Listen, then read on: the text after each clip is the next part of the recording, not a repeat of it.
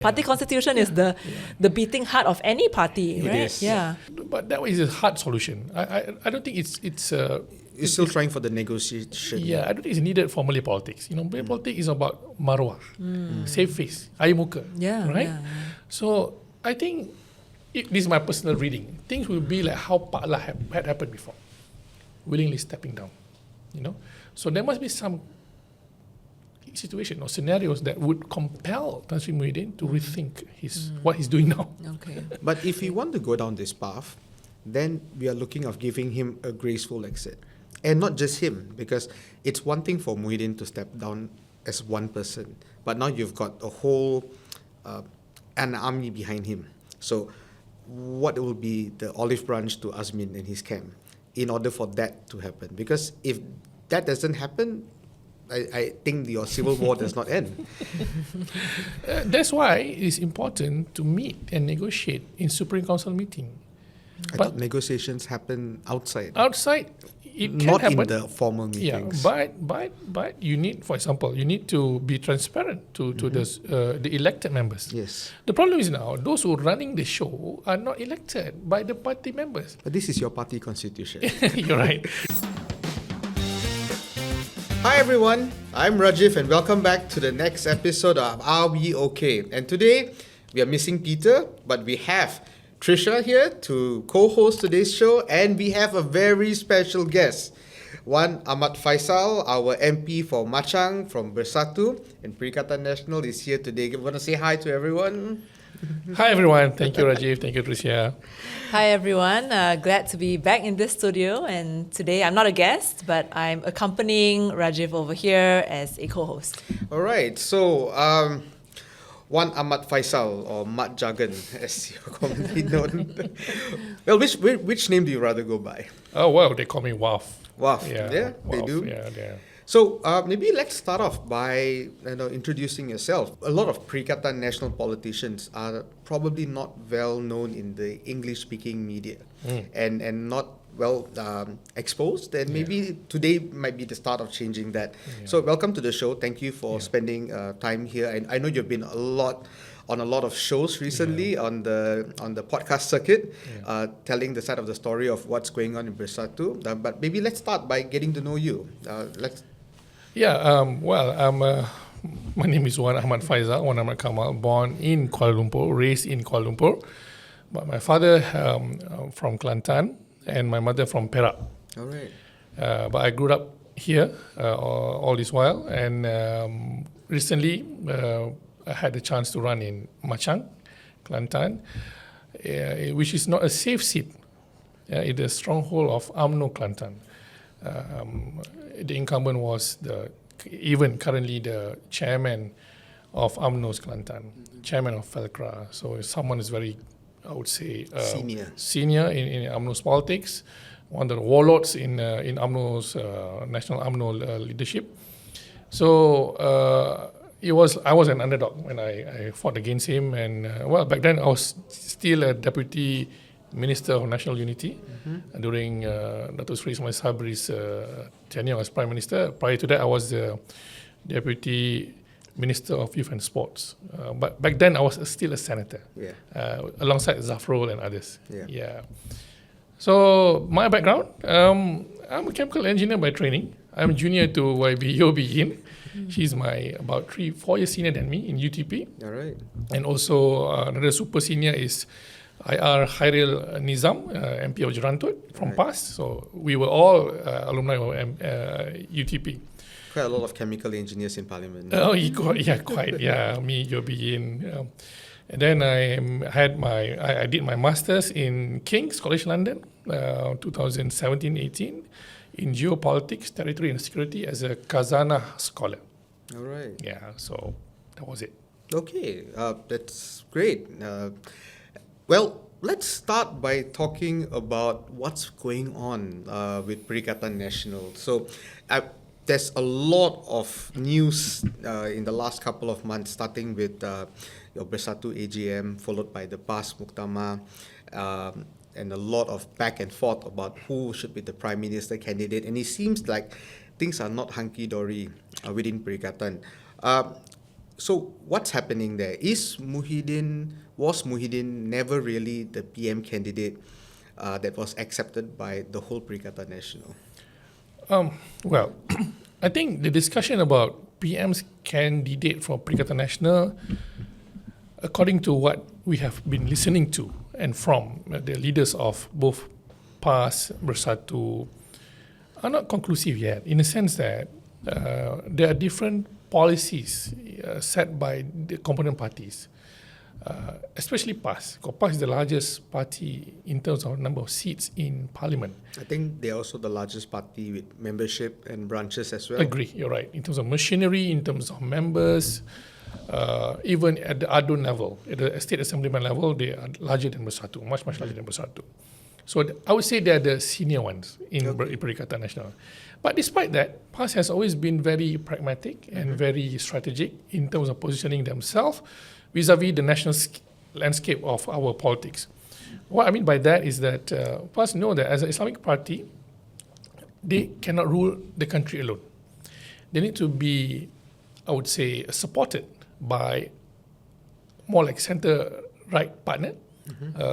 Normally, that goes to a nationalist party, because not all Malays are keen to support Islamic party, especially in the west coast of Malaysia, Peninsular Malaysia, and also in the Borneo side. Right.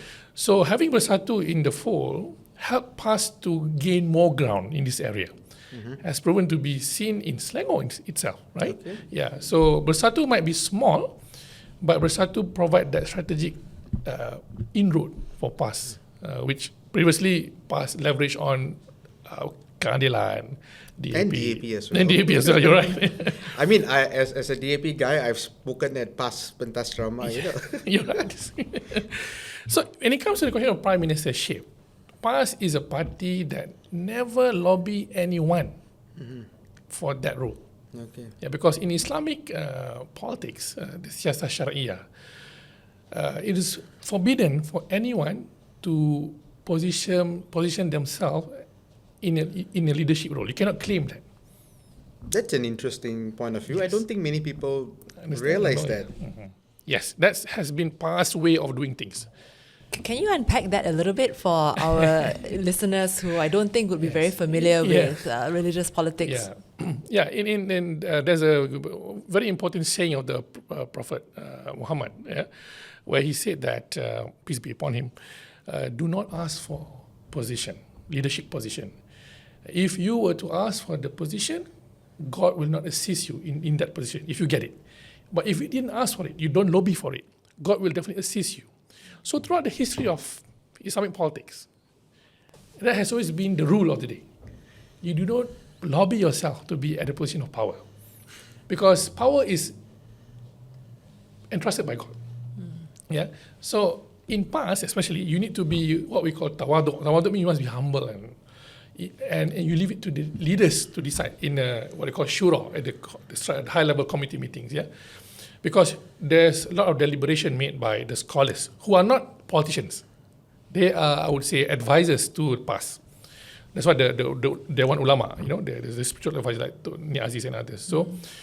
So when my party started to position Muhyiddin as the prime minister candidate through our General Assembly, hence that's why PAS reacted in a very negative way throughout the Muktamar.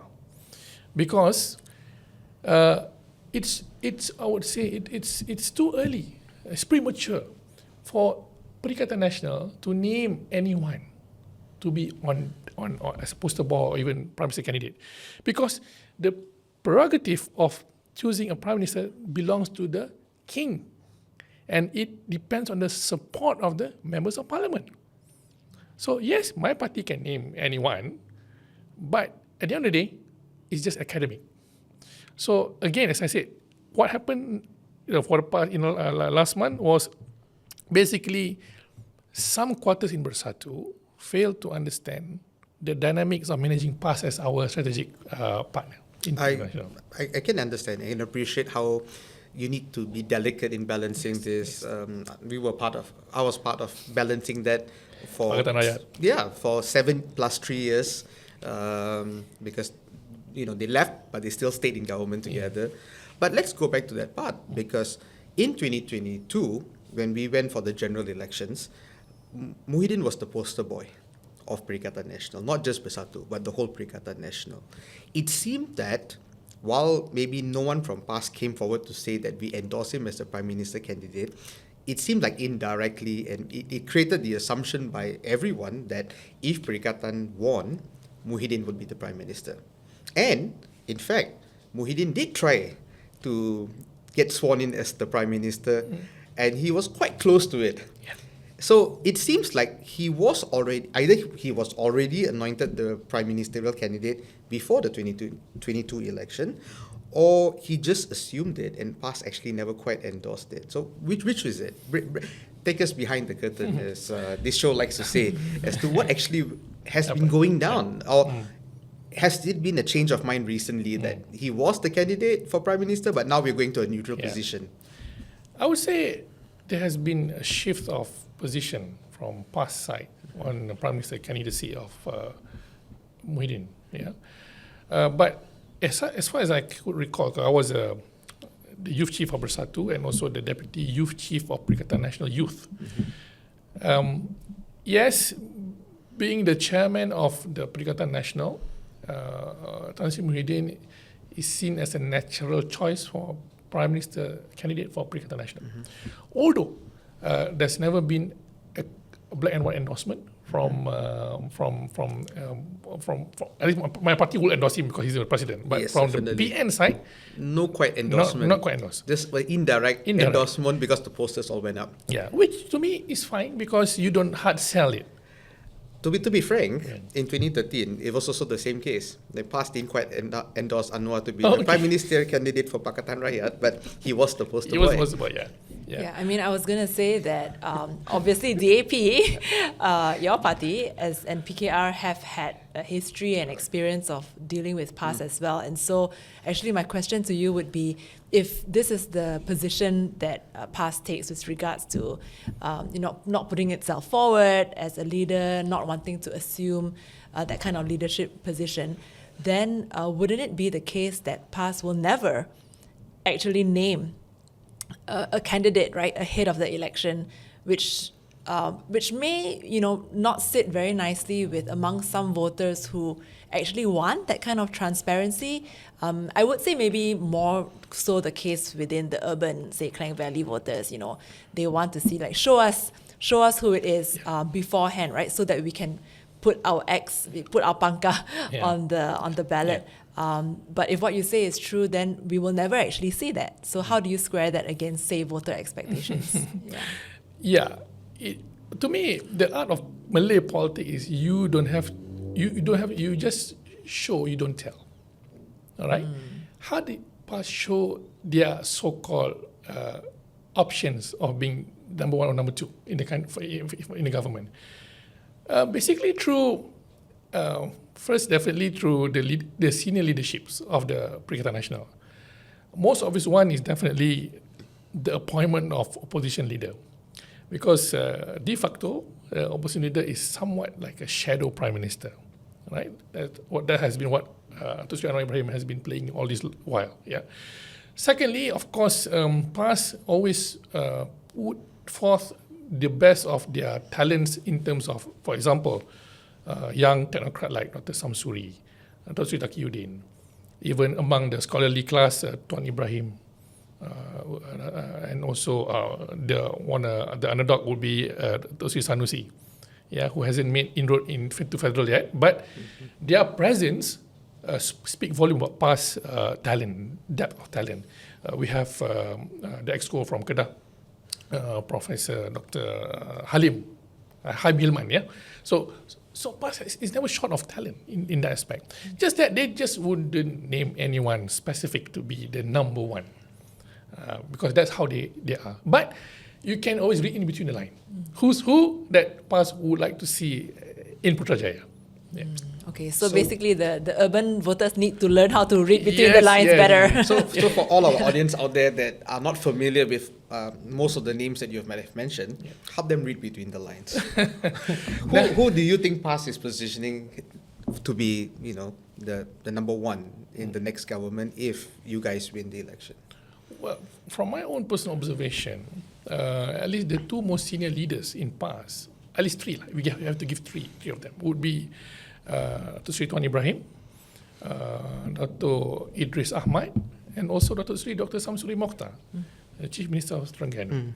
And among all these three, the one that is very much a technocrat in terms of character and track record is Dr. Samsuri. Yes. So in fact, during his candidacy as the MP of Kemaman during the by-election, I think that was a big signal. yes, that's not campaign run by Bersatu. Basically, it is all run by PAS, approved by PAS leadership, that he is the poster boy, PAS PM candidate. But that was during the Kemaman campaign by-election. But you can suffice to say that, that's a strong signal, I would say, from PAS. But then that leads me to the question of learning from maybe previous mistakes, quote unquote.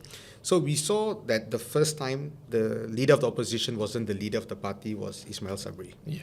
And when Zahid let him take that role, that led to a tremendous amount of friction within UMNO. And finally, the fall of Muhyiddin's government. Yeah. And then after that, when Ismail Sabri became Prime Minister and once again not the head of the party, once again, turbulent times, all the way until Parliament had to dissolve prematurely. I mean, it was clearly not Ismail Sabri's plan to dissolve in 2022, but this friction that happened when not the number one in the party is the prime ministerial candidate. Now it seems like history has repeated itself. I mean, Perikatan chose not the head to be the opposition leader, and here we are a couple of years later, going through another round of turbulent times. So is this something that is actually viable? I mean, this whole idea that we will choose the head of the government later, and we won't decide now, and it won't automatically be the head of the party. Is this actually viable in real life politics? I would say it's viable because at the end of the day, true, the party will decide anyway, but at the end of the day, the members of parliament will decide the final numbers. And it cannot only come from my party or Perikatan Nasional, because I am very certain upcoming GE16, it will be a stalemate again. No one was going to win outright. No one going cross that 112, yeah? So you need the support from even Barisan Nasional, even maybe PH, we never know, Yes. yeah? So, how could you say that you are the prime minister candidate if the other side do not agree with you? Right? So we have done our homework, of course, and we have surveyed various sites from Sabah, Sarawak. That's why it's not wise to name any particular person. Okay. Yeah, we have to keep the options open, so that we can bargain more. Okay. We can position the right narrative. Because if you name one particular person, All right. and knowing this government is very vicious, they will definitely narrow down to one particular that PM candidate and destroy his credibility and character before GE16. I mean, that's one way to look at it, but they will still go after one person that if you don't pick, the other side will pick for you. Who this one? Like, if you don't pick a prime ministerial candidate, it's not that difficult for your opponents to just say, Hadi Awang will be your prime ministerial candidate. Clearly, you've rejected Bersatu candidates, so he is going to be the thing, and then scare the whole country into a green wave frenzy to change the narrative in their favor. So that's one angle. If you don't choose, they will choose for you. I don't think you can escape that. But I think the second angle is, how we're going to keep the country running peacefully for 5 years, when the head of the party, clearly the one who controls and has the most influence in the party, will be politically competing with the prime minister, who is number 2 or number 3 or number 4 in the party. And can the party operate peacefully? Can everyone in the party, let's say if it's Dr. Sam, can everyone in the party, more senior to Dr. Sam, live with the fact that he's the prime minister? When they disagree with him, how will they navigate this? And after 3 or 4 bumps in the road, 2 years down the road, will all-out infighting take place? And when all-out infighting takes place, Prime Minister has a lot of other power to start wielding that to threaten the positions of the president of the party and the number 1, number 2, number 3, of anyone that's higher ranked than him. So this is not something new. We've seen this happen twice in the last few years. Not in PAS. I can guarantee you that. Why? Because PAS is not just a mere political party. PAS is what we call, they call themselves Jama'ah. Jama'ah means congregation.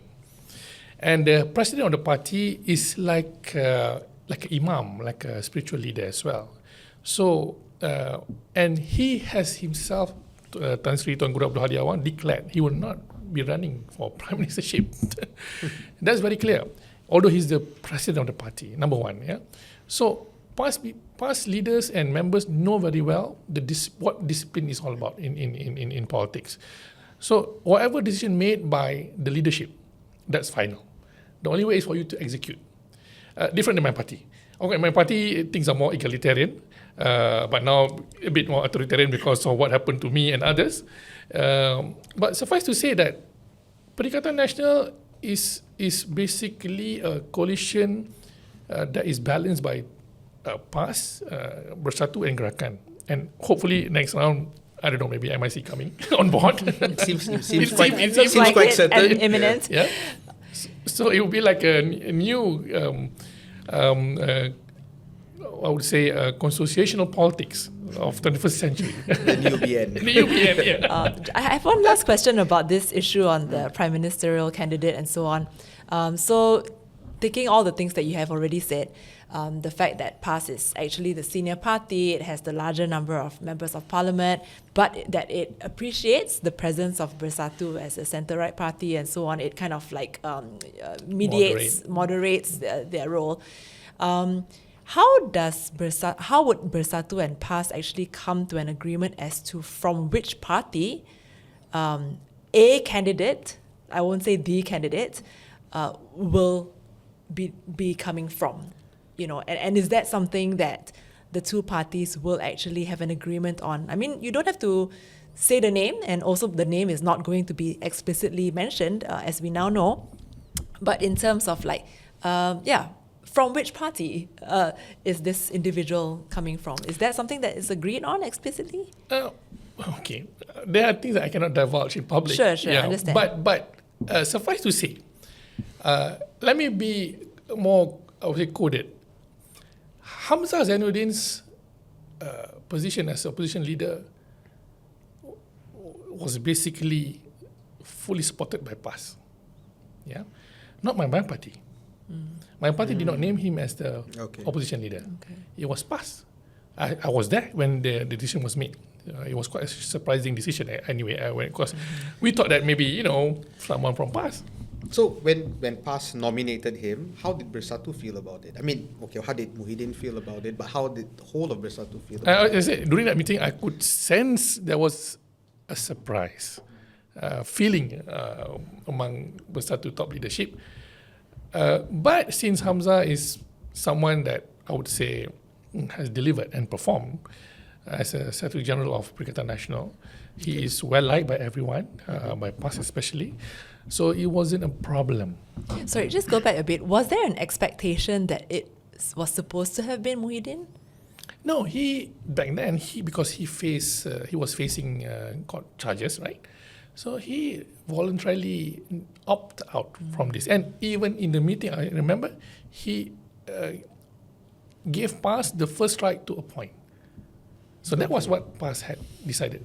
But the surprising part is, instead of appointing someone from PAS appointed Hamzah. I see. That was the surprise. So that was the surprise. Yeah. Okay. All right. Okay. Yeah. All right. So now that we, unpacking this problem, how is the coalition going to move forward? Because it seems like we came out of the Muktamar and your Bersatu AGM, and it seems like in the 2 months after that, there's not going to be consensus on this. I mean, you've explained to us, helped us understand how the thinking behind PAS leadership is.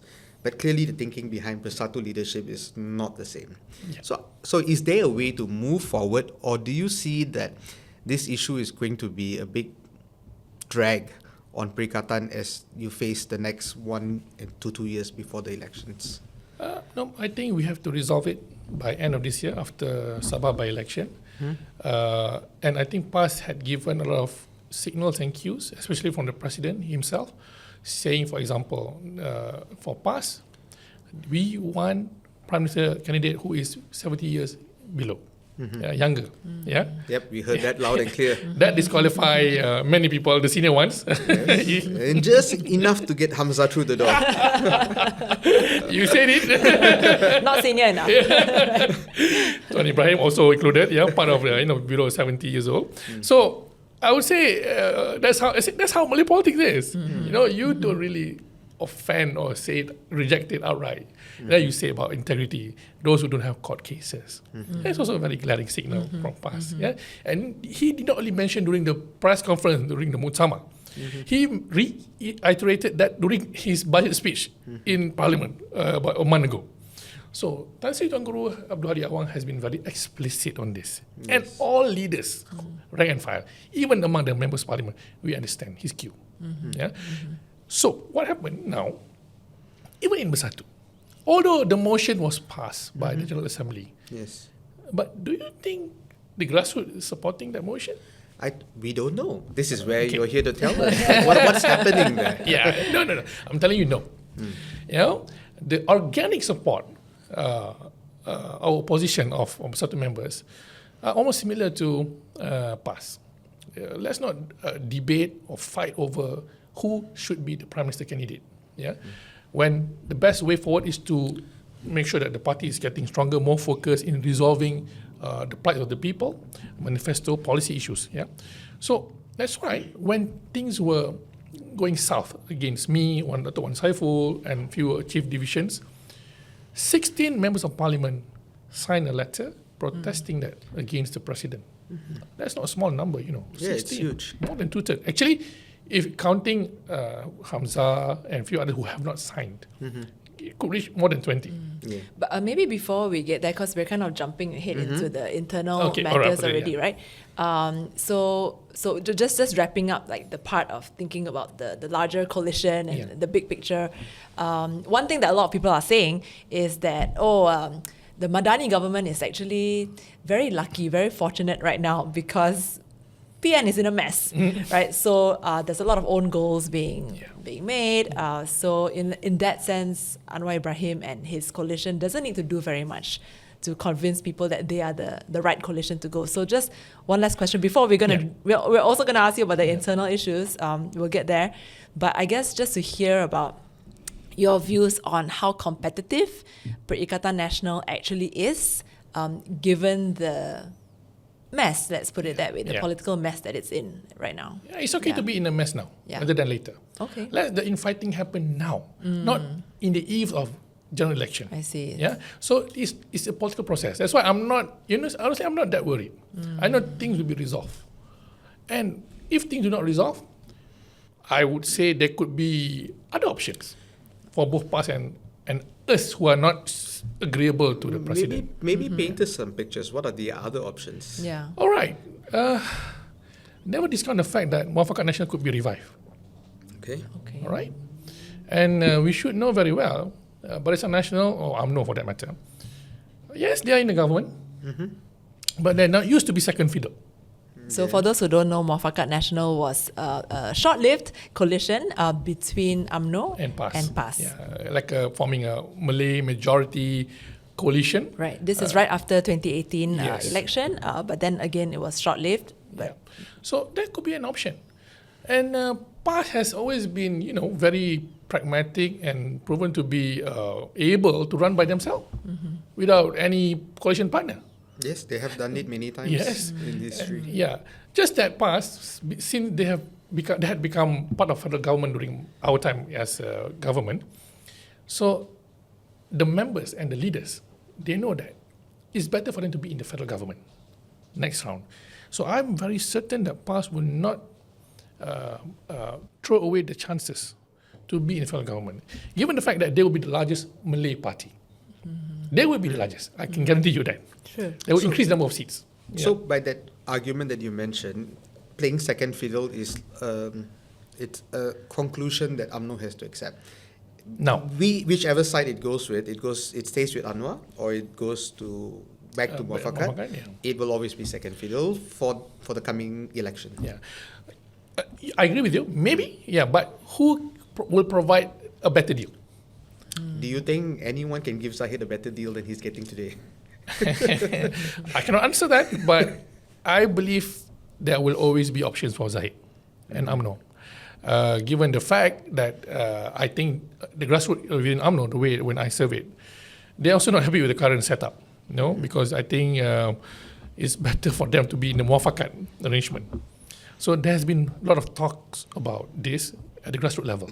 Maybe not at the leadership level, but grassroots level. So this will slowly gain traction as we're running up to GE16. Okay. Okay. So while that may be a possible option at the moment, the ship is moving forward with still two large captains. Yeah. I mean, I know you have many smaller members in Perikatan, but with the two large captains, it seems like the only way to resolve it, based on what you've been sharing with us, is that Bersatu needs to adopt the PAS way of life, because the Bersatu way of life can never be accepted by PAS.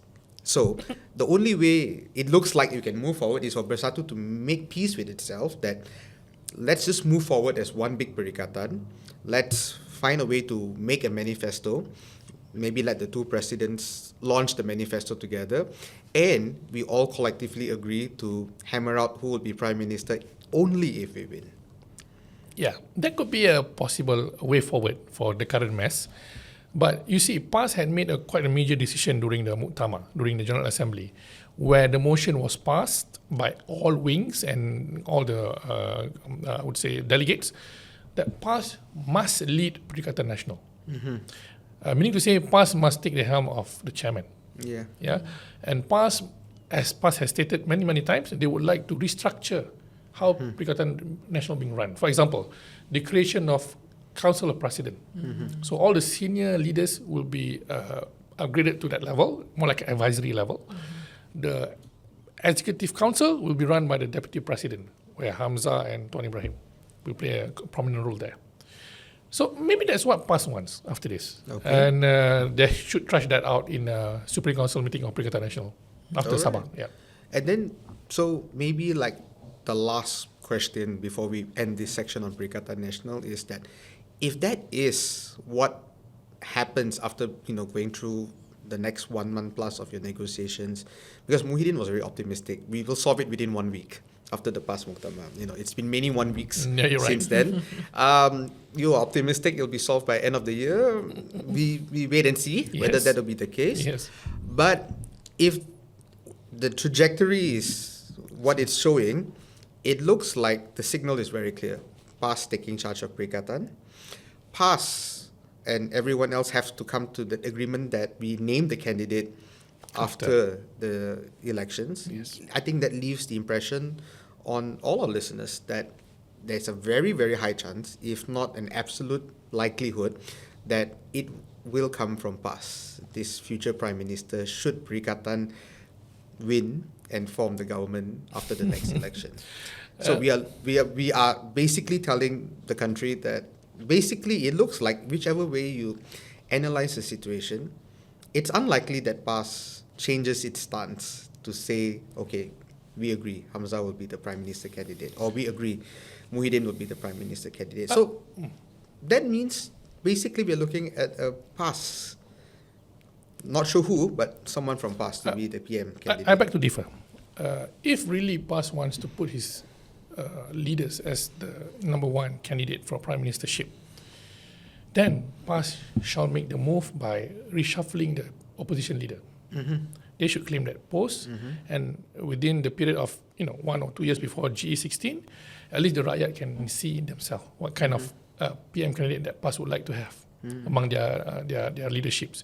So if there is no one that PAS would like to nominate to replace Dato' Sri Hamzah, then suffice to say, one of the most stronger candidates that PAS might endorse would be Dato' Sri Hamzah himself. I mean, that's a valid signal to send. Yeah. But could it also be argued that this post of opposition leader is all work and no reward? So it's fine, let him do it. Yeah. If you look at any poll of who you want your next prime minister to be, Hamzah does not rise to the top. It's still very much dominated by party heads. Yeah. So maybe PAS is like, it's okay, let him do the hard work. Let him, spend days and hours preparing all his speeches and dealing with things in Parliament, because most people out there will not realize the level of work it takes to be an effective opposition leader. But, if we win, when we win, then it's real power. Now it's not real power. Yeah. I beg to differ as well. Okay. Why? Because I'm inside the MPs,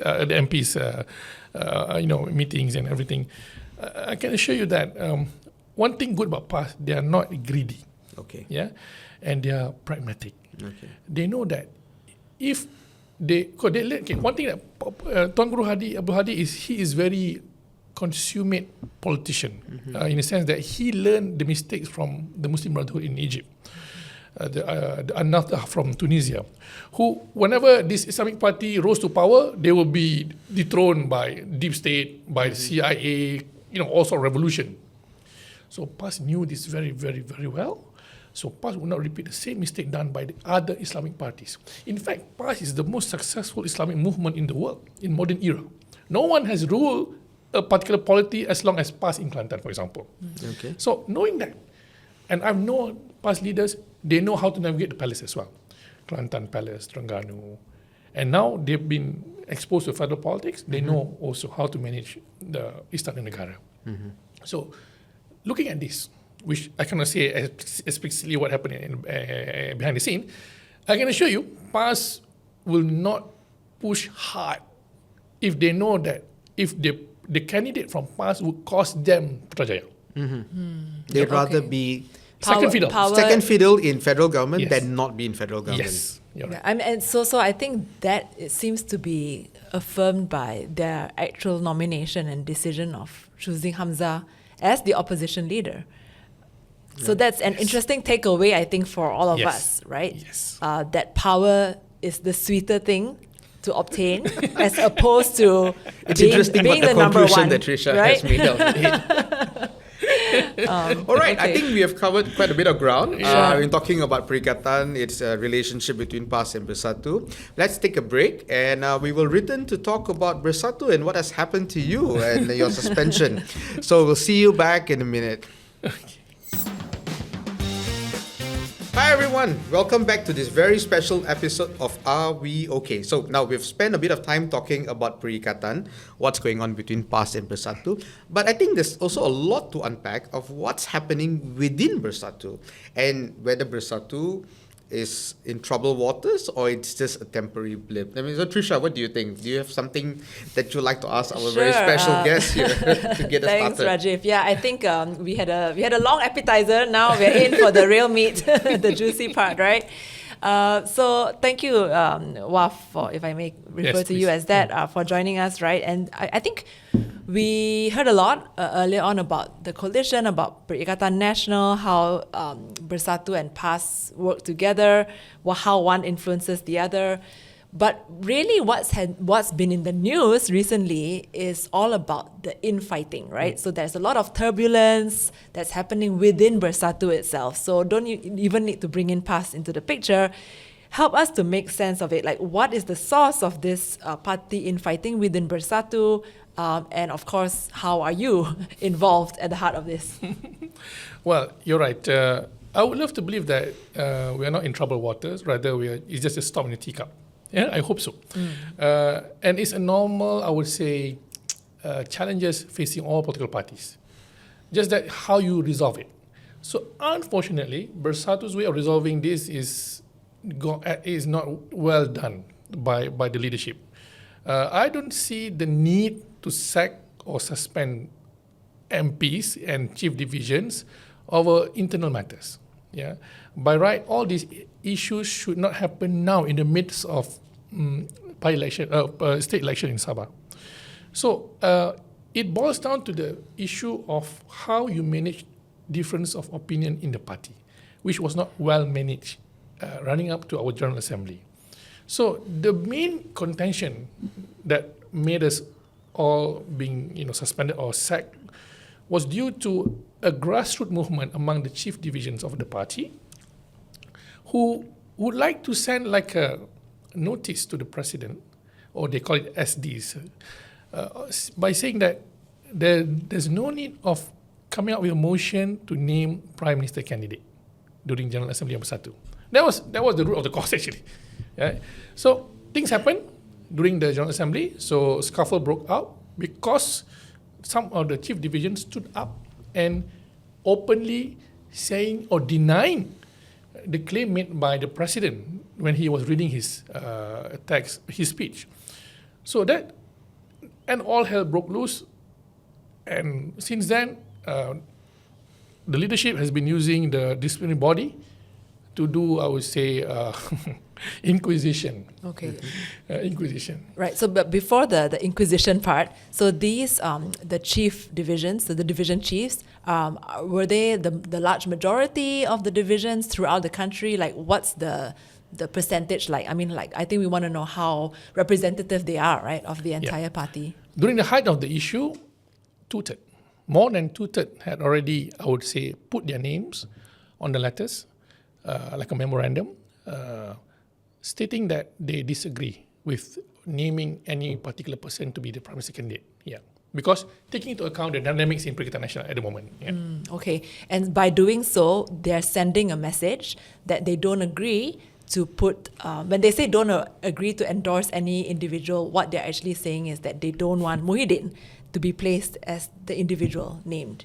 Yes, I would say so. Yeah, because I think there are many unresolved issues involving many larger personalities in the Bersatu that require a lot of discussion among the chief divisions. Yes, you can bulldoze things through General Assembly, but as we raised the contentious issues during that assembly, not all those who attended the General Assemblies are considered delegates. Some are just observers. Do you really, review the legitimacy of those who voted for the motion? So these are the issues that we raise internally with the President and the Supreme Council. Okay. And then just to simplify it further, for those, again, who may not follow so much of the internal politics, so those who stood up in protest against what was being said in the speech, represented by these division chiefs, basically, is it fair to say or accurate to say that the majority of these people are therefore in the so-called Hamza camp? Or am I jumping to conclusion here?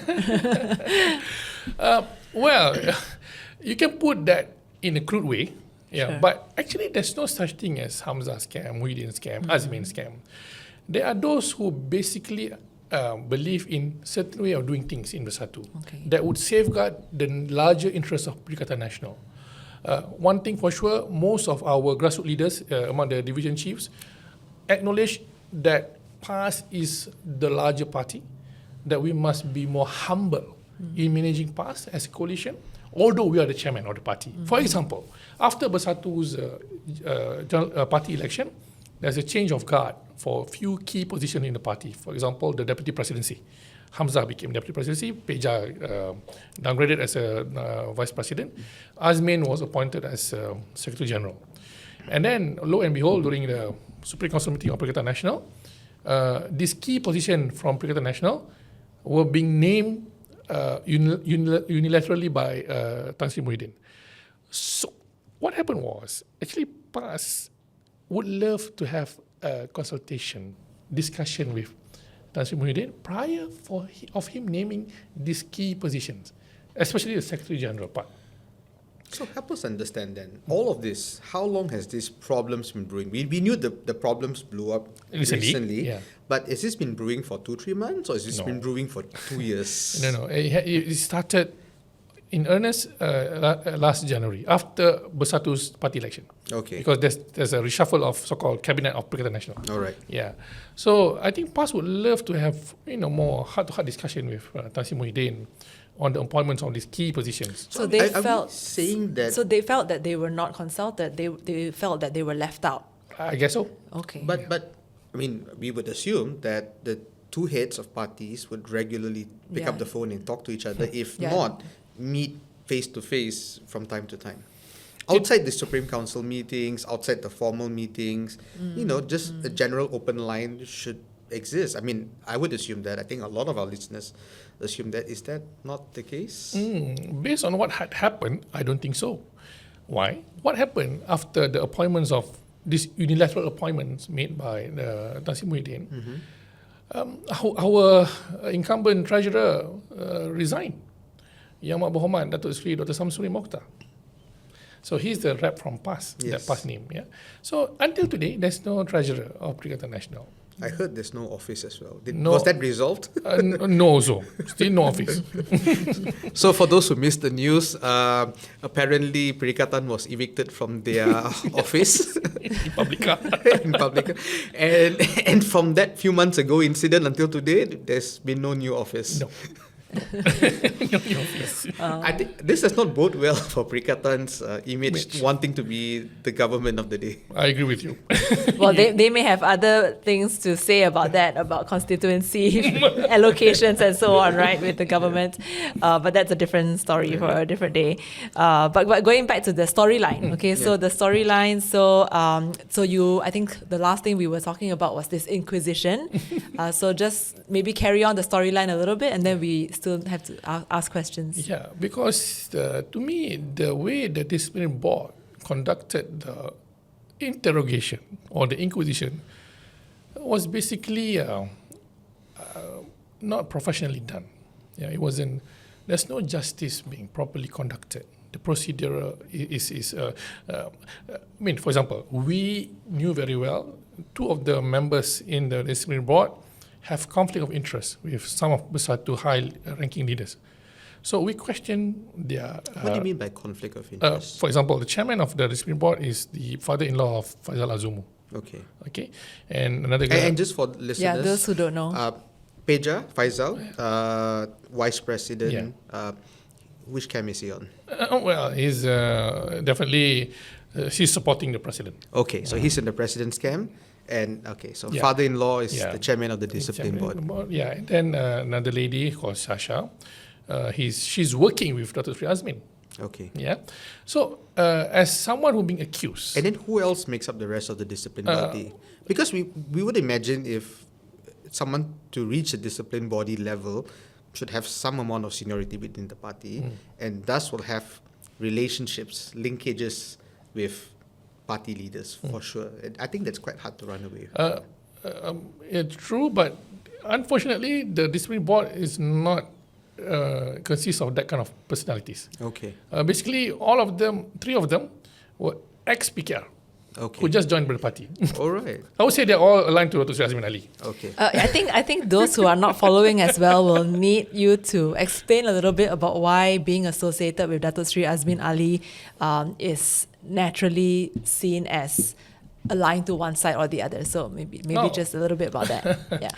Well, I'm not saying that Dr. Sri Azmin Ali is not a real member of Bersatu. He is a legitimate member, leader of Bersatu in Selangor. Yeah, but the point is the accusation that were made against us involving him. For example, Dr. Sri Wan Saiful, right? So by right, if you want a fair trial, we would like these people to be recused from hearing our case. Okay, I think we can understand. Yeah, that. You're right. I mean, natural justice. Yeah. It did happen. And I said to the panel, if you recuse yourself today, I will come back in 1 hour's time if you could name 2 other new panels. We would gladly face the trial, but not these 2 people. Because and then during the meeting, as recorded by Dr. Wan Saiful, lo and behold, the real target of the disciplinary body is not us. They want Hamza to be called and summoned to the disciplinary board. Mm-hmm. So you are both proxies, is it? To me, we are just the collateral. Yeah, it's seen as somewhat like Hamza's generals or lieutenant. So they kill us first to send a strong signal against others. So I think this is not right because there's no justice. It's injustice anyway. So that's why many Supreme Council members protested against this move by the disciplinary body. I can tell you there are many. So furthermore, the composition of the Pardons Board wasn't constituted yet. Only 1 member. So how could you just sack people and then there's no Pardons Board? Because the process, as a member, we all have rights to appeal. Mm-hmm. And only recently, after almost like a month, we had our first Supreme Council meeting after our General Assembly. Okay. Oh, very long time. It's quite long. Quite long. So all the mess happened. Oh, but by the way, before the mess, it used to be more frequent? a bit more frequent. Okay, Yeah? not that much. Not that more much, yeah. frequent. So this all raised a lot of questions. Why you delay the meeting, and and because things became worse every day. So now, after they appointed the new members of Partners Board, I think now the proper due process of justice can be done. So you are appealing your We all of us suspensions. are appealing. All right. So, assuming that if the Pardons Board is as unfair in the way they treat you, like those who have been sacked and suspended, the same way you were brought in for the so-called Inquisition, what recourse actually do you and the other members have? And maybe you can also say, so you're suspended all the way until after the general election, right? So you can share maybe with the audience on what the actual term of suspension is, and assuming things actually don't go well, right? Because the Pardons Board obviously would still be under the control of the president. What's the recourse here? What are we looking at? Yes, among all, I was the only one who being suspended. The rest The are rest all are being sacked.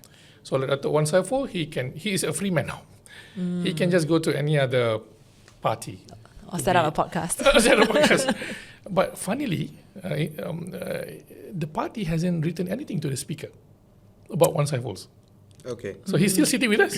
But the others? But because even if the party writes to the speaker, Wan Saiful will not be disqualified because he was sacked. Yes, you're right. No. He did not cease to be a member. Yes. Yeah, I That's mean, right. you're That was referring to the technically- anti-hopping Correct. Yes, law. you're right. So it Yes. doesn't really make not that big an incentive to write to the Yeah, speaker. okay, Not the yeah. priority. Yeah, you're right. Yeah. Yeah. But morally, They need to deal with your series of podcasts. No, That's more damaging right but now. that's still interesting though. Like officially, as far as the House is concerned, the Dewan Rakyat is concerned, he is still a member of parliament. Yes, Yes. He remains a member of parliament. But you know what? When 6 other Bersatu members expressed support for PMX. Yes, this is a long regards to time the ago, constituency It- development funds as well. it took Bersatu a long time to write to the speaker as well in that situation. So I think Bersatu has a track record of taking its sweet time No. to write to the speaker. No. Maybe it's trying to change its own mind in the what happened meantime. was we were forced to amend our constitution. That's right. That's why it took some time. And we took a legal action to challenge Speaker's decision about our letter. And the court, of course, did not agree with it. And so we are back to square one. Okay. Yeah. So there's a great big loophole in this anti-hopping law. That must be amended. Yeah. So, but my issue, I'm being suspended until the next party election. So technically, I might not be able to run under Bersatu anymore. Yeah. But your membership is still intact. So Yes. technically, if Technically. they change their mind about Yeah, they change their mind. wanting to sideline you, they could still give you the watika. And more importantly, you didn't run under the Bersatu ticket the last time. That's the thing that I think the Klang In Valley Machang. audience must understand. That's I'm right. not a Bersatu candidate. I'm a PAS candidate. My watika is signed by the president of PAS. So what did we say? A watermelon, Watermelon. right? So you're green on the outside, red on the inside. Yes. Hopefully still red on the inside. But this is because of the arrangement for Terengganu and And Kelantan, yes, to yes. contest under the PAS flag, while the Yes. rest of the country contest under the Perikatan Perikatan. banner. Yes. Were you the only Bersatu candidate in this circumstance where No. you ran under PAS ticket? No. Many others Many did others. as well. Ketere, Tanah Merah, Jeli, Gua Musang, Hulu Terengganu. Yes. And as well as Aduns. And it was Aduns, Yes. yes. Okay. Yeah. So, I mean, theoretically speaking, that doesn't exclude any possibility of you contesting in the next election, provided that the Green Party allows it. Yeah, provided if I would not lobby, as I know how PAS works, Sure. I leave it to God. Okay, well said, well said. All right. Okay, but let's come back. yeah. Let's come back to this. So now that you are in this situation, it seems that, based on what you're telling, that the vast majority of the grassroots support what you and Wan Saiful were trying to do, and it seems because maybe for lack of other actors coming to the forefront, you and Wan Saiful are the lieutenants. In this bid to, I mean, you have a noble objective. You want the party to change direction. You want the party to move away from naming the PM candidate, and in your noble intention, you and Wan Saiful appear to be the leaders of this charge. Like, come everyone, this is the best way to go forward? Are you and Wan Saiful the ones leading this charge to persuade, the masses? I mean, it's not a one-off simple statement. It takes weeks and weeks and hundreds of hours of conversations with hundreds of different people throughout the country. But am I right in seeing this? Help us understand. Yeah. Are you the lieutenant? No, we are just representative. Okay.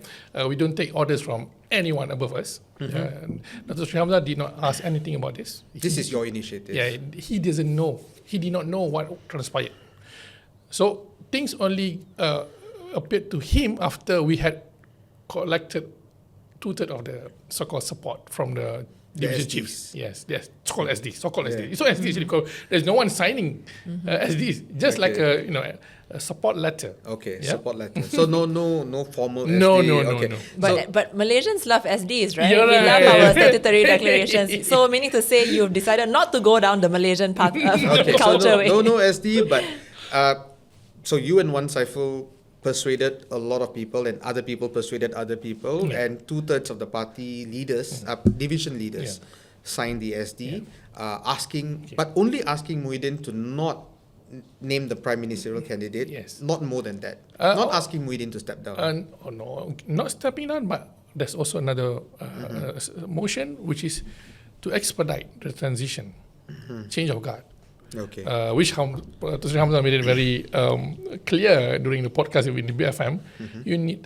He's waiting for the baton to be passed. Okay. There's a certain time frame. If you run too fast or too late, you will lose the race. All right. I think that's very, I would say, coded message. And this second motion was also signed by more than 2/3 of the division It leaders. was in the same letter. It's in Yes, the same same letter. letter. Same letter, So, same so letter. both motions in this one letter, Yes. meaning to say that 2/3 of the division leaders of Bersatu would like to see a transition taking place Yes. sooner rather than later. Yes. Okay, and what has the response been to this?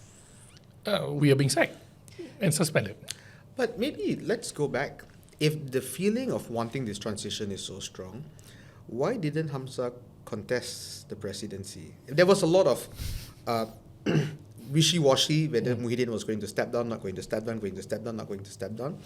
But why didn't we see the clash of the titans? Azmin fight with Azmin fight with Hamzah for the presidency, let the grassroots choose, and then it's going to be clear-cut. I mean, we've seen this happen in UMNO. PKR not quite the top level, but number 2, intense fights.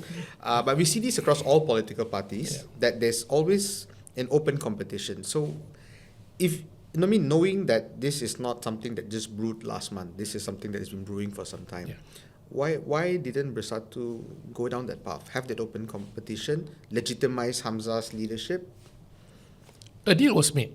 Okay. Yeah, prior to the party election, there was a retreat, a heart-to-heart retreat in Gopeng, about 6 months before the party election, where everyone basically trashed out their feelings, their criticism on each other, and brought to a conclusion that, okay, we agree, there should be, we support the president, Tan Sri Muhyiddin, and the deputy should go to Hamzah, and there should be a transition. Okay, but I believe the script wasn't followed properly. So that's why the criticism or the brewing discontent at the grassroots level, especially when they are observing Bersatu is not really getting stronger each day, running up to general election. Yeah, our bank account been frozen, our president facing a lot of charges and some cases that we can't even defend, the son-in-law and all those things. Yeah, so that's why the general support from the grassroots are going to Sri Hamzah because of that. Okay, can you help us understand as well, why is there so much disenfranchisement towards the president, Tan Sri Muhyiddin? I mean, typically in a political party in Malaysia or in Asia, or maybe specifically a Malay party, you usually have a lot of deference, right, Yes. to the president. President is the one that holds all. That is true of parties like UMNO, PKR to some extent, very centralized, right? Parties in Malaysia are actually highly centralized, which arguably we can talk about how good that is or not, but because parties are so centralized in the country, holding a lot of power, holding a lot of the, say, fiscal power as well, where money lies, Why is it that there's so much disgruntlement towards him?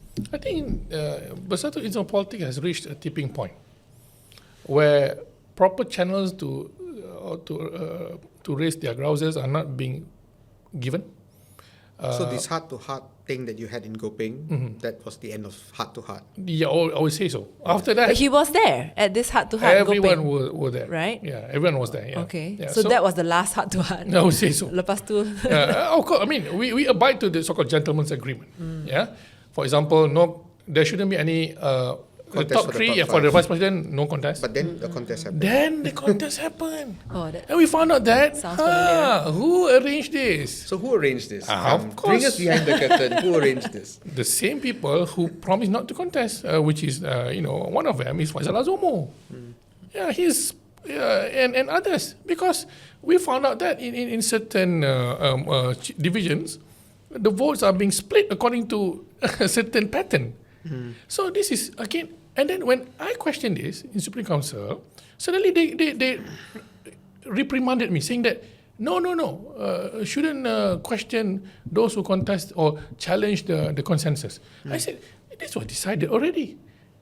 So something funny was brewing. And then, lo and behold, as I revealed in other podcasts, cheating happened during the counting of votes, manipulation of votes. So, But wasn't Hamza the Secretary General back then? How could all this manipulation and whatnot happen? Because, I mean, assume as the Secretary General, he ran the show. I was part of the management committee, being the youth chief, and we did our best to stop all these funny things going on. By the end of the day, things just being allowed by the powers that be. Okay, but I mean, it seems like the powers that be operationally is Hamza himself. Yes, but Okay. someone can overrule it. Someone can overrule it. All right. So, learning from the Malay political culture, we shall not name names. Which everyone can understand. But, there's this discontentment brewing, but you claim that the general grassroots, support this transition idea. So, walk us through this, because, most of us may know the top 2 names, top 3 names, and I think a lot of the public will struggle to name the top 5. Unfortunately. I mean, Yeah. outside of Malay politics, Yes, you're right. a lot of our audience will struggle to name the top Yeah, 5. understand. So, no way we can name the Supreme Council members. And no way can our audience understand. Help us understand. Of all your Supreme Council, you had a huge competition, and there was no consensus to not contest that, right? Supreme Council also is open. It's open. Yeah. So Supreme Council is fully open. Yeah. Were the vast majority of the winners Hamza's people? Yes. I should say yes. Okay. Yeah. And so if the vast majority of the winners are Hamza's people, then how come in the last 1 year since your elections till today, the party seems to be hijacked by the minority? You're giving me the impression that the majority is in one direction and it's the minority that is doing all these shenanigans. But the Supreme Council, while it rarely meets, it's still in majority. So how does that gel? Because unfortunately, the powers that be took side. Yeah. Of course, they will take sides. Yeah, definitely. Yeah. Definitely, they will take sides. So, and I just want to correct the perception that Hamza's camp. Actually, there's no camp. Everyone respect each other and acknowledge Azmin, Hamza, the senior leaders. I would But say. I thought you guys said on one other podcast that it seems like there's no way forward. One has to leave. Yeah. Now, of course, but why? The question that we should, that I should pose: why Hamza's is seen as having larger influence over other leaders? Okay. Because to me, he exudes confidence and proven to be competent in leading the party. Okay. As a Secretary General. When he was Secretary General, he not only managed Bersatu but also Perikatan Nasional. That's why PAS has a very soft spot with Hamza. Okay. I mean, this is my own personal observation. I might be biased. They call, you are Hamza's boy, but I'm speaking from objective It's point okay. of view. That's your point of view. Yeah, my point of view. Yeah. And today, you get to say your point of view. Yeah. So this growing influence of Hamza has ruffled some feathers within my party. Yeah. Because they know that, like it or not, the grassroots is tilting towards him slowly. And that's what happened. Now it's already proven. Most of the grassroots members, the chief divisions, MPs, the most important leaders in Bersatu, and even assemblymen are aligning with Hamzah by virtue of natural leadership that he portrayed. Yeah. So given these dynamics, right, so that you so nicely shared with us in terms of the MPs are leaning towards Hamzah, the grassroots, the division chiefs, the Supreme Council, it looks like the influence is actually on Hamzah's side. Yet, on the party level, because parties operate by certain institutionalized rules, even if you have the influence on Hamzah's side, what can be done? I mean, I'm just trying to think logically speaking, right? So people like you are suspended. All the way beyond GE, you won't be able to even contest if things carry on like this. Sacking as well, one Saiful, one Jan. So realistically, like technically speaking, really if you follow the letter of the law, the institutions and the rules of the party game, how can actually the influence of Hamzah materially change the outcome for the party? There will always be, solutions to these sort of issues in any political parties. We have our constitution, and our constitution provides that there are special, I would say, clauses that could facilitate change of guard. For example, EGM. That could be done. Yeah, if there's a request from 2/3 of. But the president needs to approve the EGM. No, not necessarily. Not It depends on necessarily. their constitution. Okay, Yeah. so the constitution. It depends on their party's Okay. constitution. I think that's a document that is not publicly available, but And that's actually really important. I mean, listeners need to know, right? Party constitution is the beating heart of any party, right? is. Yeah. But that is a hard solution. I don't think it's you're still trying for the negotiation. Yeah, I don't think it's needed for Malay politics. Malay politics is about marwah, save face, air muka, Yeah, right? yeah. So I think, this is my personal reading, things will be like how Pak Lah had happened before, willingly stepping down, So there must be some situation or scenarios that would compel Tan Sri Muhyiddin to rethink what he's doing now. Okay. But if we want to go down this path, then we are looking of giving him a graceful exit. And not just him, because it's one thing for Muhyiddin to step down as one person, but now you've got a whole, an army behind him. So what will be the olive branch to Azmin and his camp in order for that to happen? Because if that doesn't happen, I think your civil war does not end. That's why it's important to meet and negotiate in Supreme Council meeting. I thought negotiations happen outside. Outside, it can Not happen. in the formal meetings. Yeah, but you need, for example, you need to be transparent to the elected members. Yes. The problem is now those who are running the show are not elected by the party members. But this is your party constitution. You're right. You see, like some other parties, the SecGen is chosen by the whole Venus, like DAP. like DAP. But in your case, the SecGen is appointed, and so that's how you set it up. Yeah, I mean, at least have you must be fair to those who won and elected by the members. Yeah. Let them speak and give their views because they are legitimate members of the Supreme Council. Yeah. But you think the damage is gone too far? There's only room for one camp left. If that is the case, then you have to escalate this problem to the next level, which is the coalition level. Yeah. Can Perikatan Nasional afford to have this sort of arrangement?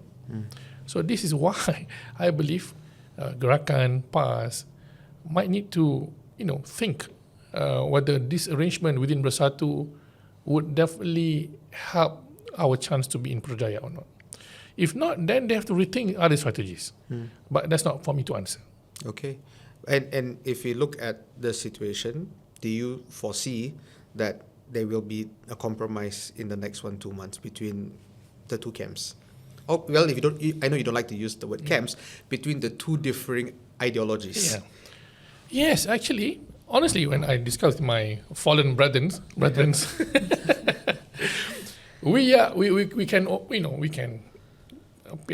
start over. We can turn book on a new leaf, by reinstating our membership, our positions, Okay. like as if there's nothing happened. Yeah, a real truce. Okay. Yeah, but unfortunately today, I noticed there's a notice released by disciplinary board. 2 more chief divisions are being sacked in the midst of Sabah state election. Okay. I So thought it's there's- ongoing. Yes, the purge is still ongoing. I thought there was already a gentleman's agreement between the president, Dr. Shamsa and Nazmin Ali, that we cease fire. Do not start anything. And that's why I was being very quiet. And I've been very, I would say, moderate in my commentaries here. Because I'm respecting that. Okay. Yeah. So this is not good for the party. You can use, you can hammer things, but will it reduce the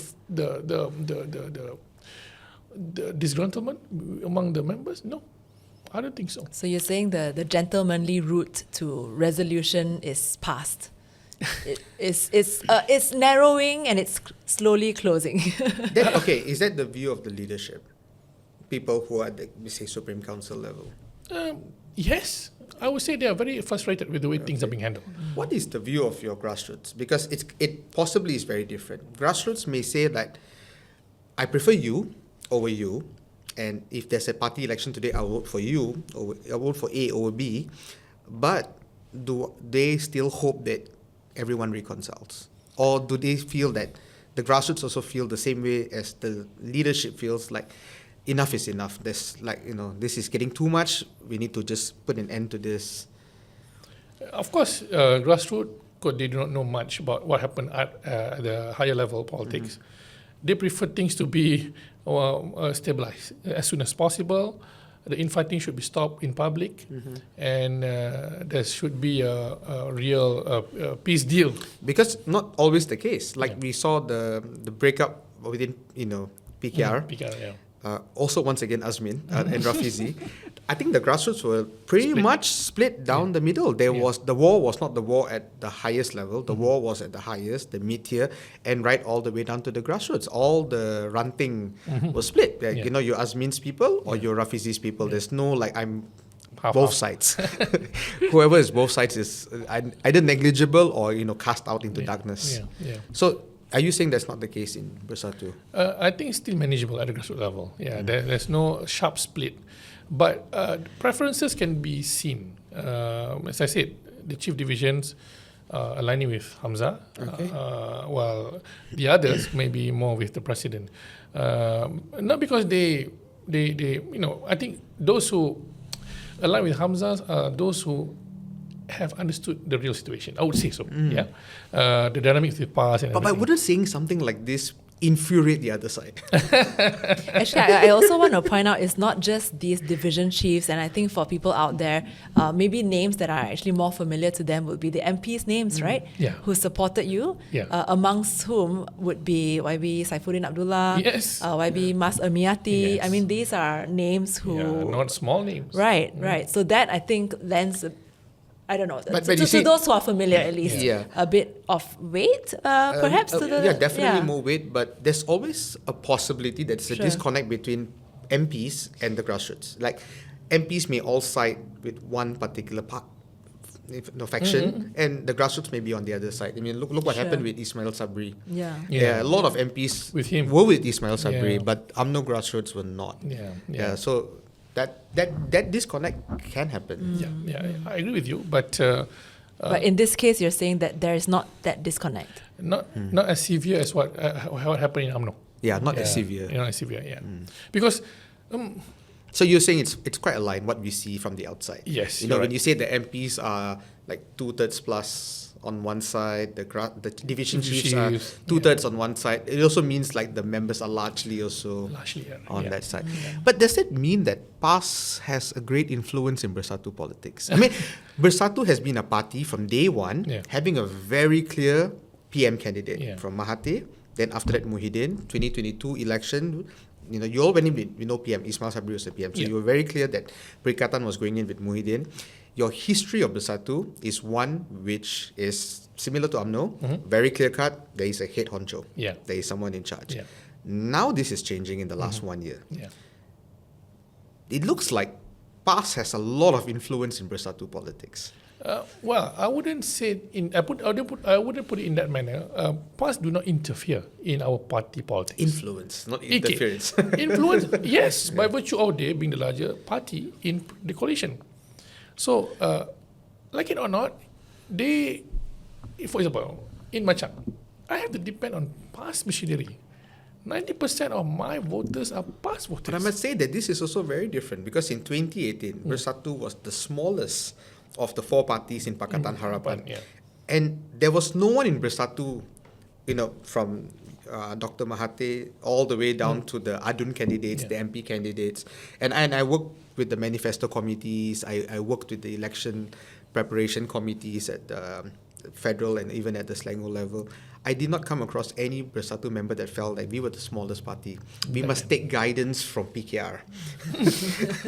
There was absolutely no such feeling. It seems But the like dynamics are different then, though, because Bersatu had Tun Mahathir as its leader. So it and seems in like fact, it's changed a lot since then. Yeah, I would say so. Yeah, and now I it's think like, with okay, PAS is a much bigger party. I mean, bigger party was always the case. Bersatu was always outnumbered. Members, missionary and members, it has always been dwarfed by its coalition partners. Yes. But it seems like the attitude has changed a lot. From the beginning of Bersatu until now. Again, it's about leadership, right? Yeah. Tun Mahathir exudes different aura of leadership that makes, I would say, other PH component parties, I would say, pay deference to him more. Despite disagreement here and there. Not all. Many were not ready to accept him as the PM candidate. There was a long struggle. But once decision was made, then people fell in line and toed the line. But now you're saying that the aura has changed, and now Bersatu is kind of influenced by PAS. Yeah. And I mean, depending on PAS for missionary, that's not new.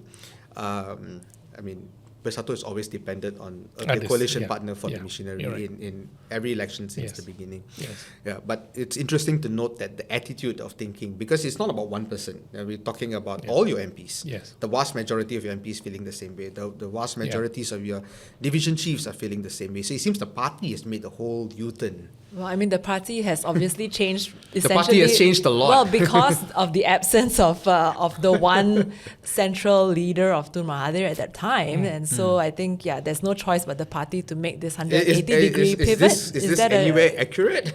It characterizes the party in that sense. And actually, I had a follow-up question about whether, given the way Bersatu has changed so significantly and having to defer to PAS for influence in one way and I suppose leadership in other ways, whether Bersatu would ever be able to survive as a solo party, right? No. So absolutely zero chance. Absolutely zero chance. We'll always have to depend on a larger party or a larger coalition for many reasons, right? Yes. Okay. Because of that particular reason, all leaders in Bersatu at the grassroots level, the division chiefs, the members of parliament, the assemblymen and women, understood what's happening now. That's why. Sorry, another follow-up. All this time since Bersatu has been, Bersatu has been in leadership position, right, in government for 4 months. From the beginning of Bersatu. Right, exactly. Has Bersatu not been able to establish some of its strong mobilization at the grassroots level, the whole, whether the branches are strong enough to mobilize when need be? Has that not happened?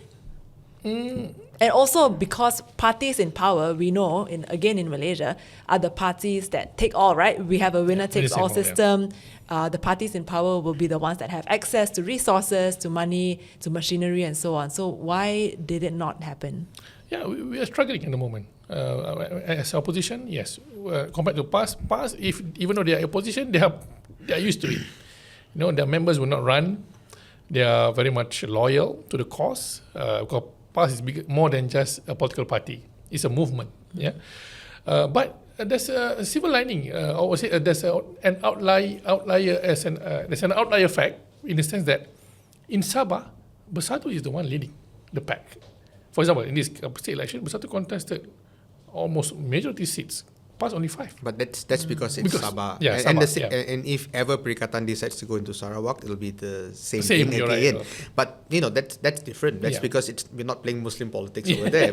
But Yeah. when we come back to Semenanjung, then this problem Yes. rises. But didn't you just weaken Bersatu's negotiating powers in the next seat negotiation? Because when you said that, we can't survive, you've said it, and I think the perception is there. But if Bersatu takes a stance that we admit, we can't survive without you, and you could run solo if you want to, then doesn't your negotiating power diminish greatly? No. Why? I think PAS has done their homework as well. As I said just now, as how they conveyed their scenarios to Tun Mahathir about this the Malay umbrella, right?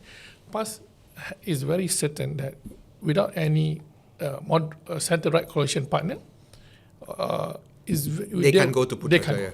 In fact, they cannot win all the seats in Terengganu or Kelantan, because Bersatu, how even small we are, we will always be able to at least carry 1,000 votes. In the marginal seats, that matters. Yeah. So Bersatu will always be crucial for PAS in ensuring their dominance. Okay. Yeah. Okay, well, shall we move on? Yeah, to all right. maybe But the maybe last we take section? a break and Yeah. then we'll come back and we'll talk about what Perikatan is doing on the national scene for the public. Okay. All right. See you back after this break. Hi everyone, welcome back to the last segment of this RVOK special episode. So, we have now the opportunity to ask Waf, being the first Perikatan member to ever come on this show. What's going on? We have not seen an alternative budget. I think Malaysians got used to the fact that opposition parties publish alternative budgets. We do not have what Pakatan used to have, the buku jingle. What is the game plan of Perikatan if Perikatan comes into power? Or what is the battle cry? Because, for the longest time, the battle cry was 1MDB, was corruption. But what's the battle cry of Perikatan? And why aren't we feeling what the battle cry is, besides the perception that many people have that this is just the party of Green Wave? Yeah. It's a fair comment and criticism, I would say so, because we are still in the process of positioning ourselves as a party that could deliver what we want to promise. We learned from the mistake done by Pakatan Harapan in over-promising things. Yes. Okay. So I think most of our MPs and the leaders in Perikatan Nasional are more guarded in our statement and promises. Yeah. So that's why we do not jump the gun when it comes to budget or policy issues. We do have certain anchor policies, for example, on rare earth. Yeah. The opposition leader mooted an idea about RENAS, having Petronas like setup for rare earth development, upstream, downstream, so that a fair deal of wealth that will be generated from the venture goes back to the state, rather than what happened now, like Kelantan, we've been denied a royalty. Yeah, so those are the things that we're already talking in the budget speech. For example, opposition leader. I'm sorry, but I think the vast majority of our audience and the public at large did not catch what was the salient points of the budget speech from Hamzah. Yeah, you know what happened? After he delivered his speech that day, on Tuesday, I was suspended. One was sacked. That's far more interesting news. Yeah, right. So the whole story about the budget speech of the opposition leader was nowhere reported by the media. So that's why we think that there's something wrong with the way whoever decided to sabotage the opposition leader's limelight. Because he made a very bold point about increasing monthly assistance. I think that's the one point that may have touched people. 6,000 ringgit. And then people were like, what? Are you for real? What happened to these realistic promises? No, but I agree. I mean, I would like to see a lot more of the policy direction coming from Perikatan Okay, but Nasional. maybe we can draw a distinction. Yeah. Now, Pakatan Harapan 2018, sure enough, made like 500 promises in the manifesto book. I mean, the 60 main headers, but from there, 500 promises. We were both part of the same team that produced that. That is a lot of technical things that does not change values of voters. But that was not the rallying cry. The rallying cry in 2018 was very clear. 1 MDB, hapus GST. There was a strong rallying cry. I think the change of government only could happen because there was a very focused call to action. Like, we are here for this purpose. What are we here for, Perikatan? Okay. Honestly, if we could pinpoint one major rallying cry that Perikatan has been hammering for the past 3 years, is that we demand, or we would like the next government that we are going to lead is a government that is honest and sincere in solving people's issues. What I mean by this, because I think the sentiment on the ground is that people are not disillusioned with the current government, with the Madani government at the federal level. Because, for example, when the Prime Minister said that he would like to fight corruption, gun blazing here and there. So when people pressured him, asking him about what happened in Sabah, he said there's not enough evidence on the transaction. Videos are not enough. So no action needs to be taken against this state assemblyman who's been receiving so-called bribe, as revealed by Albert T. So these are some of the questions that Perikatan Nasional have been raising many times in Parliament.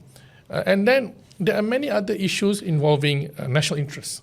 For example, the current trade deal that we believe was done badly, negotiated badly. It was done in a rush, and it cost our future. And one major thing, we cannot run away from the issue of identity politics, is that in this current government, there's lack clarity about Bumiputra empowerment. We, Perikatan Nasional, would like to reinstate and made it very clear to the voters, especially to our voters. Pray do tell, what is this lack of Bumiputra empowerment in the current government? Okay, I mean, one thing for sure in our 13 Malaysia plan, recent Malaysia plan, the empowerment of our private sector on Bumiputra equity is still not being seen clearly. We used to have a target to reach 30%. But after many, many years, I think we are still languishing behind the real target. So there's no clear strategic plan to reach that target. So this is one of the examples. Other major examples would be certain strategic sectors that still, I would say, lack of participation from Bumiputra in semiconductor. In automotive, yes, we sold our shares to Geely. Geely now is producing our cars, but what about our supply chain? I heard a lot of problems involving our automotive sector that are not being addressed by Zafro. And he's leaving anyway next week. But point is, there are many salient issues that are not being properly addressed by the current Madani government that we would like to take head on. I think if you want to find fault, no one will have difficulty naming 100 faults of the Madani government. I mean, in fact, any government in the world, the UK, Australia, US, anyone can find 50 faults, 100 faults. But that's one thing, because if you become government one day, your government also will face a lot of shortcomings. You are going to still work with the same infrastructure, you're still going to work with the same civil service, and you're still going to work with the same set of challenges that lead to some trade-offs in policy making or in decision making.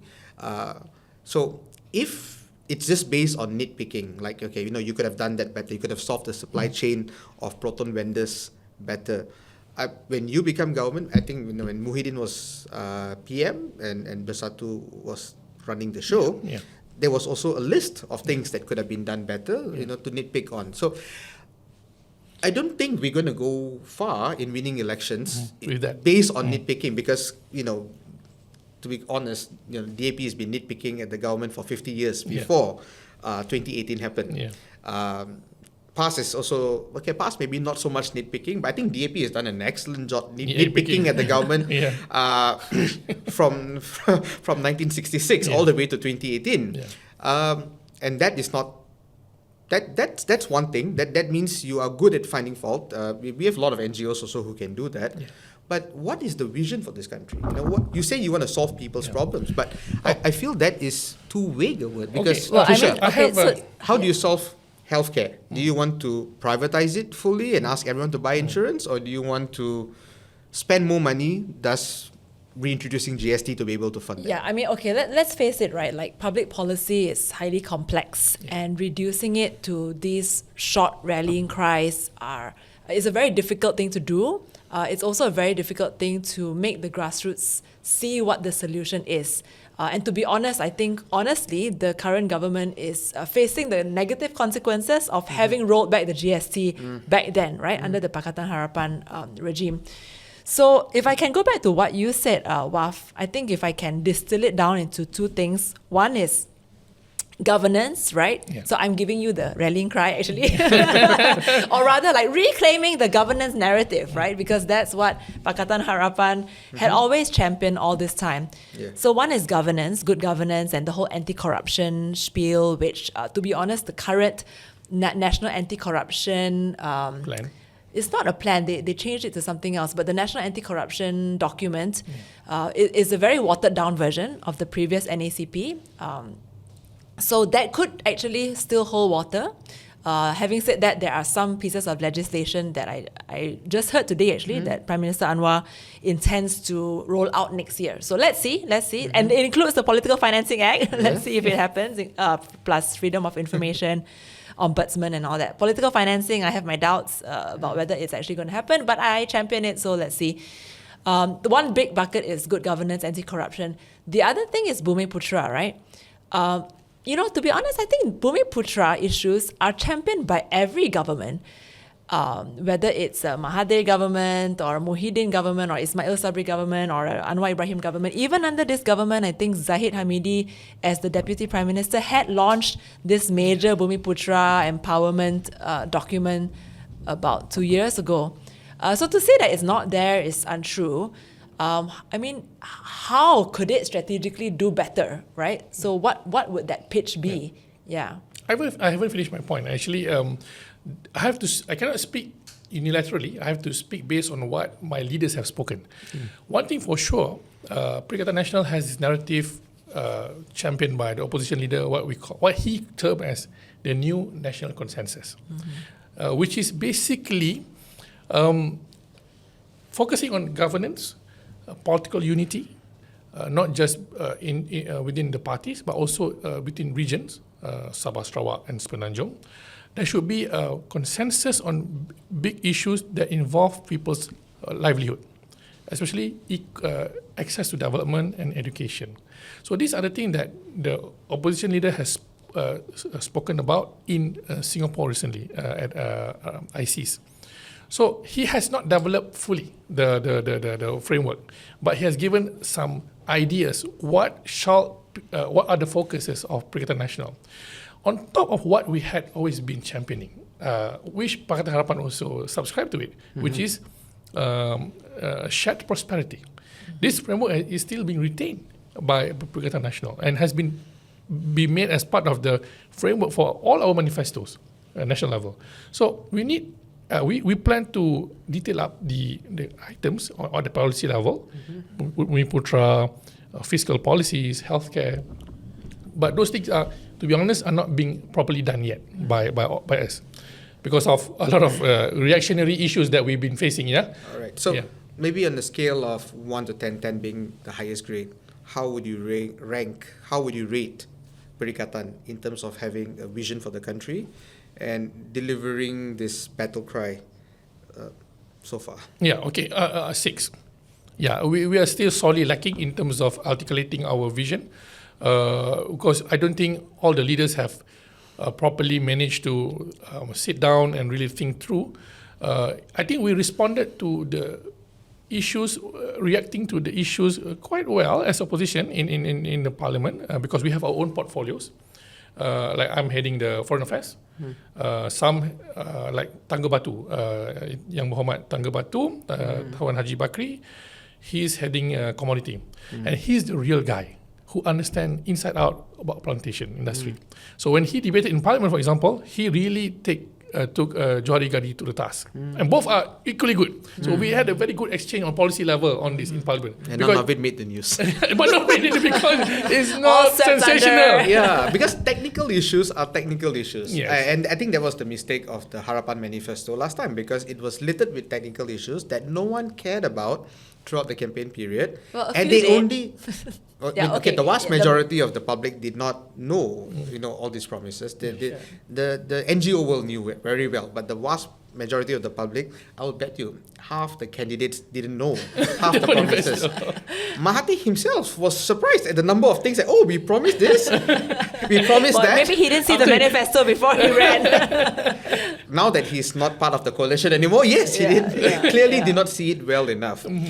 But that goes to show, it's one thing to nitpick technically, Yes. but it's another thing to have a vision for the country, and this is probably where.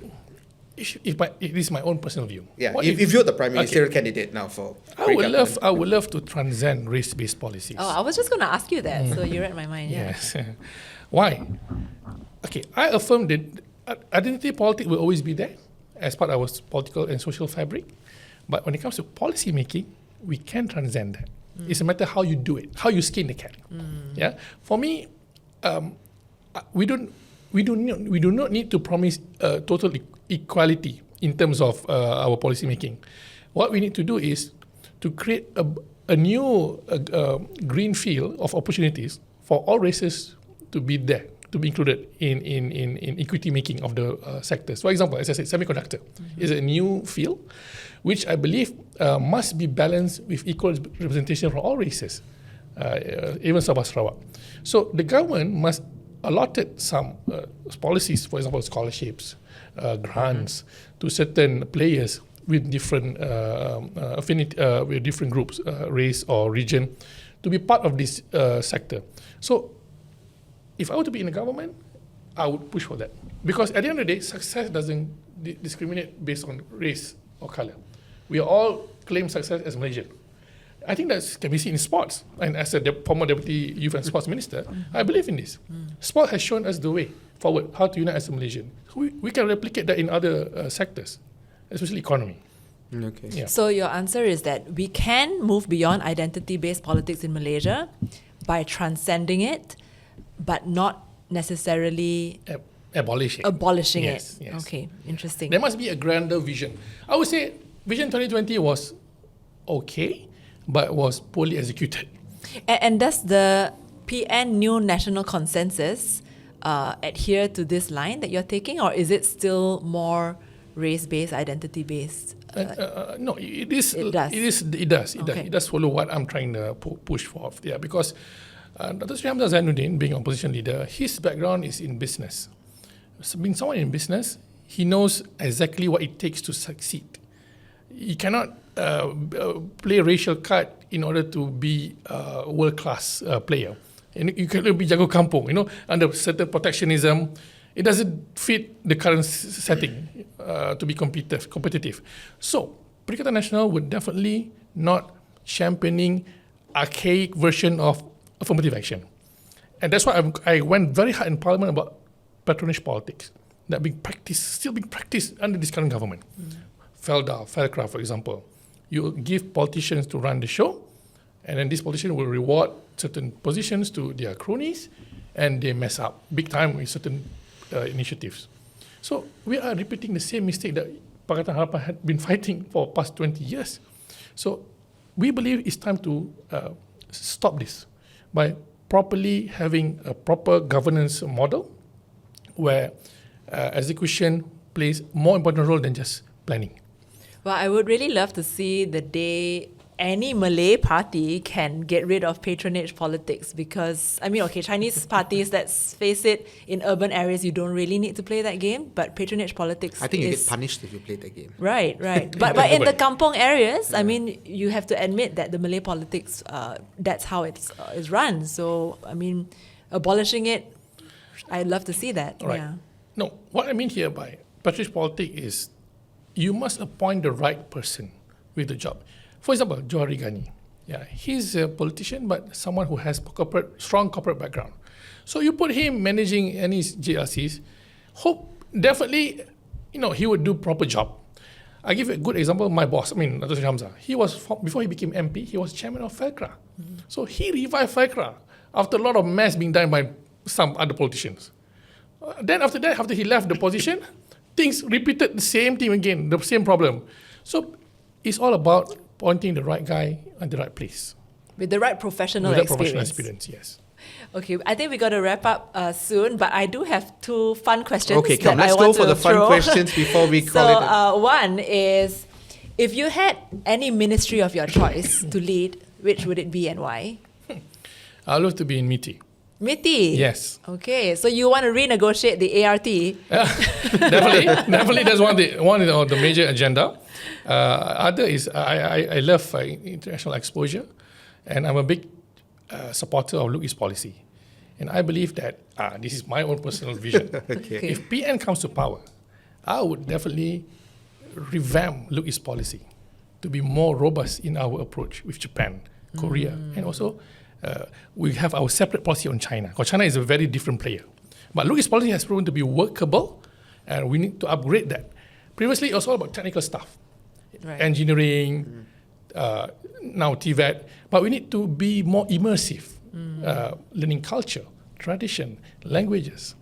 I think that's how PN, if I'm the minister of MITI, would do. Okay, All right, Look Minister of East MITI. policy too, right? You heard it here first. And the last question, of course, I have to ask you this. You're known as Mat Jargon, right? We called you that at the beginning.